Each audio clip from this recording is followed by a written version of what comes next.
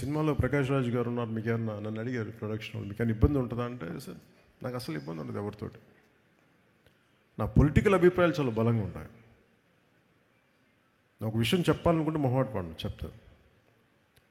కానీ ఇంకొక నా యాక్టర్స్ కూడా అభిప్రాయాలు ఉంటాయి, దాని తప్పేం లేదు. ఒకసారి పర్సనల్గా అవుతుంది అది.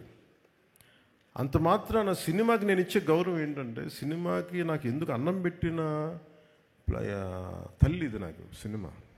ఈరోజు నన్ను కూర్చోబెట్టి నన్ను డిప్యూటీ సీఎం హోదాలో పెట్టింది అంటే అది సినిమా నాకు ఇచ్చింది. నా సామాజిక అంటే నా ఒక ఈ సమాజంలో ఉండే ఈ అసమానతల మీద కోపం నాకు ఎగ్జిబిట్ అవ్వడానికి సినిమా పనిచేసింది నాకు. అందుకని నాకు సినిమా అంటే చాలా చాలా గౌరవం. అందుకని మీరు ప్రకాష్ రాజ్ గారు ఉంటే మీరు యాక్ట్ చేస్తారా లేదా అంటే అస్సలు నాకు ఇబ్బంది లేదండి.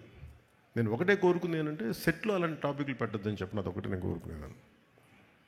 నువ్వు ఎందుకు ఇట్లాంటి మాట్లాడితే కొంచెం ఇబ్బందిగా ఉంటుంది. Let him be professional, I will be professional. అస్సలు నాకు ఇబ్బంది లేదు.